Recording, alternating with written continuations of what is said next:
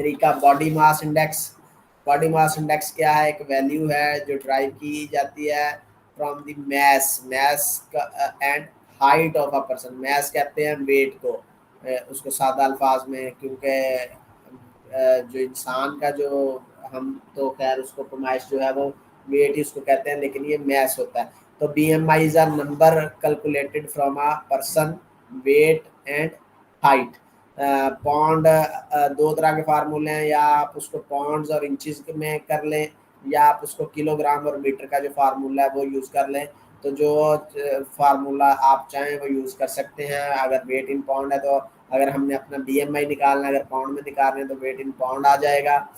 तो उसको डिवाइड करेंगे अपनी जो हाइट है इन इंचज से, स्क्वायर से, और फिर उसको मल्टीप्लाई कर देंगे 703 के साथ। ये कन्वर्शन फैक्टर है, तो उसके साथ जो है वो हमारा BMI लेवल हमें पता चल जाएगा। तो ये लेवल उसका जो स्कोरिंग है वो आसान है।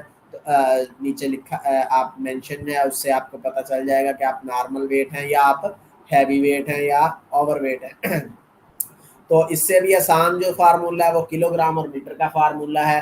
अगर BMI है आपका, उसमें क्या है, BMI इक्वल टू है kg इंटू मीटर, जो मीटर का जो स्केयर है।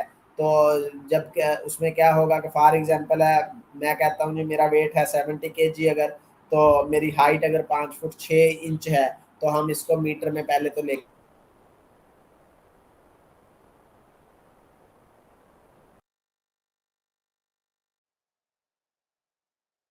कराएंगे कि वो मीटर में कितनी बनती है। 5 फुट 6 इंच है, तो ये बन जाएगी 5।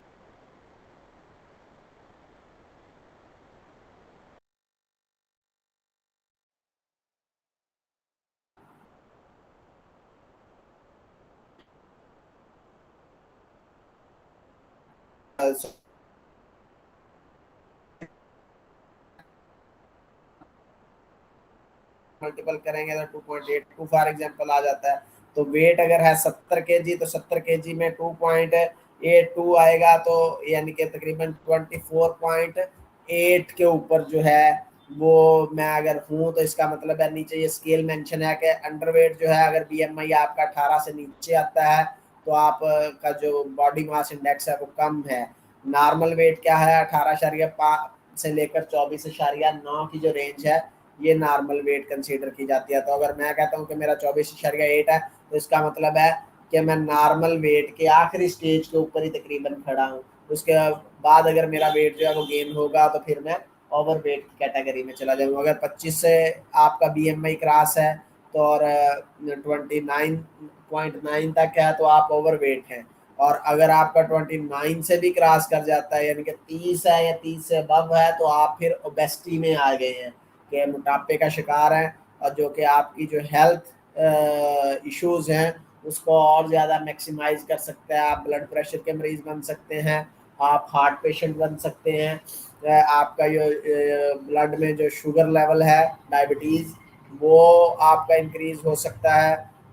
यूरिक एसिड का आपको इशू हो सकता है। यानी कि जितने भी बीमारियां हैं वो फिर जब आप ओबेसिटी की स्टेज पर जाते हैं, तो जो बीमारियां, आपके इम्यूनिटी लेवल जो है वो कम हो जाता है, और जो मुख्तलिफ बीमारियां हैं उनका इंसान शिकार हो जाता है। तो आप इस फार्मूले के तहत, यानी कि kg ओवर जो है अपना वेट मीटर पर स्केयर, उसको करके हर बंदा अपना वेट जो है वो चेक कर सकता है, और उसको ये जो स्टैंडर्डाइज्ड फिगर्स हैं इनके साथ जो चेक कर सकते हैं कि वो किस वेट कैटेगरी में मौजूद है।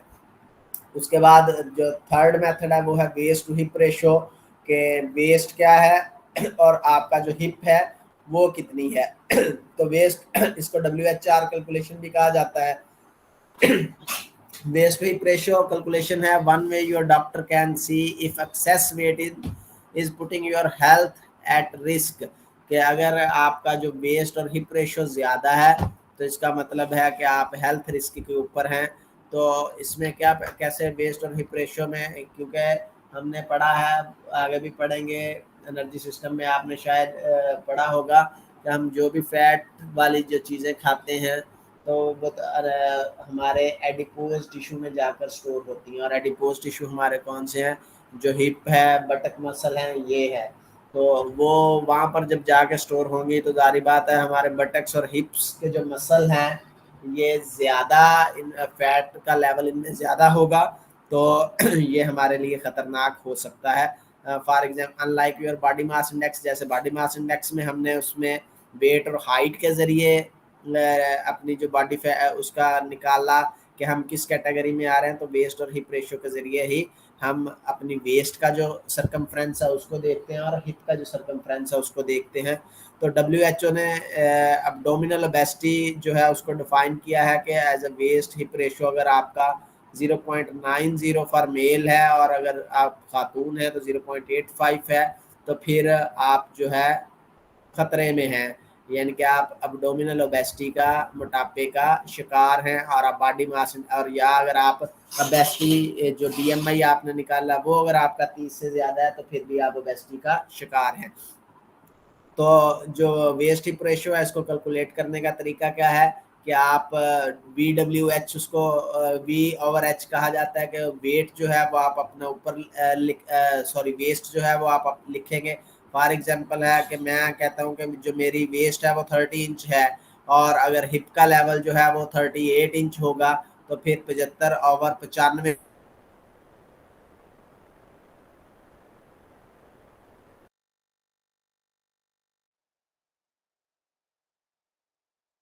जब आएगा तो ये क्या होगा 0.79। तो अगर ये 0.90 से अब नहीं है, यानी कि वैसी का बंदा जो है वो शिकार नहीं है। इस तरह हर बंदा अपनी वेस्ट लेवल है और जो हिप है उसका हम उसको मेजरमेंट करके इंचज में उसको अपना जो वेस्ट हिप रेशो वो निकाल सकता है। तो वेस्ट हिप रेशो जो है वो यूज़ किया जाता है बतौर इंडिकेटर और measure of health, fertility and the risk of developing serious health condition. कि अगर आपका वेस्ट हिप रेशो ज़्यादा है तो फिर मेडिकली तौर पे आपको बहुत ज़्यादा जो प्रॉब्लम्स हैं वो आएंगे। तो कुछ हम पहले डिस्कस कर चुके हैं कि ओबेसिटी है, शुगर लेवल आपका बढ़ेगा, ब्लड प्रेशर के आप मरीज होंगे, हार्ट पेशेंट आप बन सकते हैं, तो उसके अलावा फर्टिलिटी का इशू आपको हो सकता है। तो इस वजह से ये जो चीज़ें हैं ये जब तक कंट्रोल में नहीं रखेंगे तब तक जो है वो ये हमारे लिए खतरे का बायस बनी रहेंगे। तो according to world health organisation moderate WHR is 0.9 या इससे कम, और जो खवातीन हैं उनके लिए ज़्यादा। तो लोअर नीचे जो टेबल आपको नज़र आ रहा है उसमें दोनों हैं, तीनों कैटेगरी लिखी है कि लो हेल्थ रिस्क जिसमें आपको कोई इतना ज़्यादा खतरा नहीं होता, वो लेवल कौन सा है 0.95 से अगर लोअर है आपका तो इसका मतलब आपको हेल्थ का जो खतरा है लोअर हेल्थ रिस्क है। अगर आपका 0.96 से 1.0 के दरमियान है तो इसका मतलब आप मॉडरेट रिस्क के ऊपर हैं, किसी भी वक्त आप शिकार हो सकते हैं। तो अगर 1 पॉइंट से ऊपर है तो फिर आप हाई रिस्क के ऊपर हैं, फिर आपको फौरी तौर पर इसकी कोई ना कोई ट्रीटमेंट करना पड़ेगा। तो इस तरह जो है वेस्ट हिप रेशो मेजर की जाती है। उसके बाद है बॉडी फैट मेजर करने के लिए स्किन फोल्ड मेजरमेंट की जाती है। स्किन फोल्ड क्लिपर इस्तेमाल किया जाता है। स्किन फोल्ड है क्या? ये बॉडी कंपोजिशन में जो फैट का लेवल है उसको मेजर करने के लिए जो ये स्किन फोल्ड मेजरमेंट की जाती है। आपको तस्वीर में नज़र आ रहा है स्किन फोल्ड क्लिपर जो है वो इस्तेमाल किया गया है। इसके ऊपर मेजरमेंट आप भी नज़र आ रही हैं आपको कि ये मेजरमेंट दी जाती हैं। ये मेजरमेंट फिर स्टैंडर्डाइज जो WHO का तयशुदा है उसके मुताबिक देखी जाती है कि जो फैट का लेवल है वो इस हद तक है तो क्या ये खतरे में है या नहीं है। तो skin fold clipper are use to measure the thickness of the skin at range of sides around the range of sides around the body, यानी कि जिस्म के मुख्तलिफ हिस्से ऐसे हैं, मुख्तलिफ साइड्स ऐसी हैं जहाँ पर आप ये टेस्ट अप्लाई कर सकते हैं, यानी कि स्किन फोल्ड क्लिपर को वहाँ पर आप इस्तेमाल करेंगे और जो फैट लेवल है उसको चेक कर सकते हैं। वो साइट कौन कौन सी हैं? ट्राइसेप मसल कहाँ होते हैं, कोई बता सकते हैं ट्राइसेप मसल? सर हमारा जो ऊपर वाला बाजू है उसकी बात करते हैं सर, इसके बैक बाजू, जी बिल्कुल। बाजू के फ्रंट साइड या back side? Sir back side पे होते हैं, फ्रंट पे बैक बाइसेप साइड होता जो है। है बाजू की उसको ट्राइसेप मसल कहते हैं।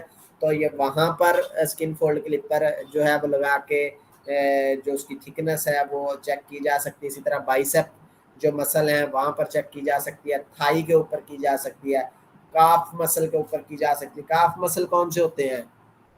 सर पिंडली के होते हैं।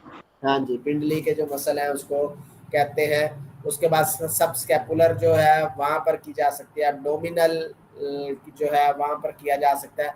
इलियक क्रेस्ट जो है, यानी कि ये आपको जो तस्वीर नजर आ रही है ये इलियक क्रेस्ट है, यानी कि आपकी जो हिप है, हिप का जो लेवल है इसके बिल्कुल ऊपर आप जो है वो स्किन फोल्ड जो क्लिपर है उसको इस्तेमाल करते हैं। और सुप्रा स्पाइनल, यानी कि डिफरेंट बॉडी की साइड्स हैं जहाँ पर आप इसको इस्तेमाल कर सकते हैं।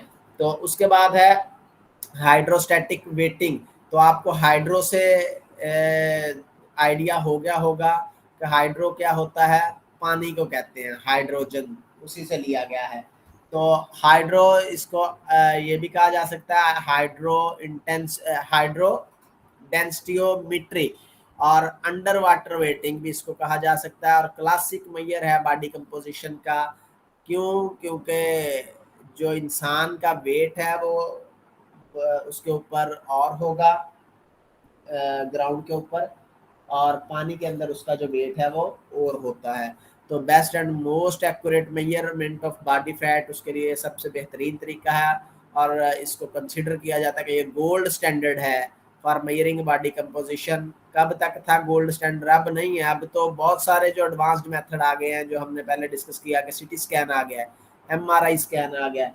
तो अब तो और ज़्यादा जिद्दत आ गई है, लेकिन जब तक ये डेवलप नहीं हुए थे तो तब तक यही तरीका जो था वो अडॉप्ट किया जाता था। ये क्यों किया जाता है? During the test you have your body weight measured on a land and under water. आप अपना जो वेट है वो करते हैं ज़मीन के ऊपर, और पानी के अंदर जाकर अपना जो वेट है मेजर किया जाता है। The difference between these two measurement allow test administrator to calculate your body density and body fat percentage.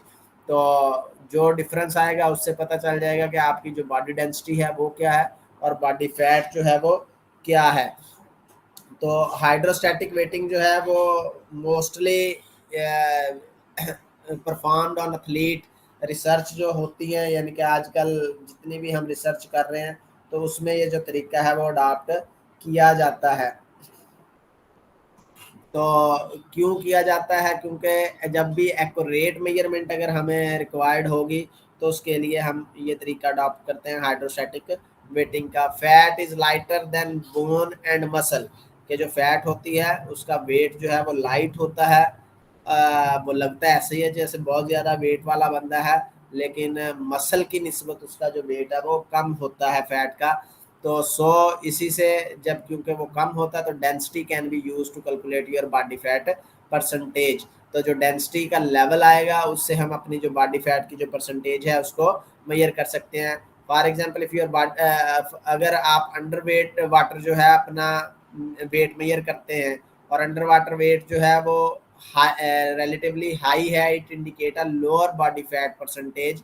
And उसकी निस्बत अगर हम, यानी कि बाहर हमने वेट जो ग्राउंड के ऊपर हमने मेजर किया वो उससे जो अंडर वाटर वेट है वो रिलेटिवली हाई है, तो फिर जो है वो इसका मतलब है बॉडी की जो फैट है वो कम है। तो सिंप्लीफाइड एग्जांपल उसकी आपको देता हूँ कि फॉर एग्जांपल हमने एक जो ब्रिक है, ईंट है, उसको मेजर करना है। तो एक 5 किलो की अगर ईंट है या 11 पाउंड की अगर ईंट है, उसका हमने वेट किया ज़मीन के ऊपर और उसका वेट निकला 5 किलो। तो अगर हम उसको पानी में डालते हैं और फिर उसका जो वेट किया जाता है तो पानी में उसका वेट आता है 4 किलो या 8.8 पाउंड। तो इसका मतलब क्या है अंडर वाटर स्केल के तहत? तो ये जो डिफरेंस है यानी कि 5 किलो से 4 किलो, 1 किलो जो है वो क्या है? ब्रिक डिस्प्लेस जो है difference in weight means brick displace 1 kilogram of water or the equivalent of 1 liter about 0.3 gallon of water. So from this you can conclude the brick has a volume of 1 liter and the density of 5 kilogram per liter. तो इस तरह जो है वो density का भी पता चल सकता है और वॉल्यूम का भी। तो परसेंटेज जो परसेंट ऑफ बॉडी फैट है वो कैलकुलेट की जा सकती है बॉडी की डेंसिटी से। अगर आपके पास बॉडी की डेंसिटी है तो बॉडी फैट जो है वो पता चल सकती है। Muscle has higher density and fat has lower density. जो मसल है उनकी डेंसिटी हाई होती है और फैट की जो लोअर डेंसिटी होती है। Test involve the participant being lowered into a water tank. कैसे टेस्ट किया जाएगा कि जिस बंदे ने टेस्ट करना है वो वाटर का जो टैंक है उसके अंदर वो बैठता है, और body parts are emerge expelling all the air from the lungs, then weight के जो फिफड़े हैं उसके अंदर हवा ना हो तो उसके बाद वेट किया जाता है। बॉडी डेंसिटी का फार्मूला क्या है, आपके नज़र आ रहा है डब्ल्यू ए ओवर, और फिर आगे W A minus W W और डी डब्ल्यू ए, हर जो वैल्यू है डब्ल्यू ए जो है वो बॉडी वेट इन एयर है कि हवा में आपका वजन कितना था, डब्ल्यू ए, और डब्ल्यू डब्ल्यू जो है इसका मतलब आपका जो वजन है वो पानी में कितना था, और डी डब्ल्यू है डेंसिटी ऑफ वाटर कितनी थी, और आर वी जो है वो रेजिडियल लंग्स वॉल्यूम जो है वो, और एंड जो उसमें 100 सीसी जो है वो प्लस करेंगे is the correction of for air trapped in the gastro intestinal tract जो है उसके अंदर चूंकि हवा है तो वो ट्रैप तो करेगी, तो इसलिए 100 सीसी जो है उसके साथ उसको रेजिडुअल वॉल्यूम के साथ जमा कर लिया जाता है। तो body density can be converted to percent body fat using the Siri equation. ये पूरी इक्वेशन है, सीरी ने उसको प्रपोज किया था, तो उसके जो फार्मूला उसके साथ वैल्यू जब हम अपनी इस फार्मूले के अंदर पुट करेंगे, जो कैलकुलेशन हमारी आएगी उसको हम उसके साथ मैयर कर सकते हैं। तो ये यानी कि मुख्तलिफ तरीके हैं बॉडी कंपोजिशन को जांचने के। इसमें अगर आपका कोई है डाउट तो बताएं, अदरवाइज फिर कल को मिलते हैं अगले लेक्चर के साथ।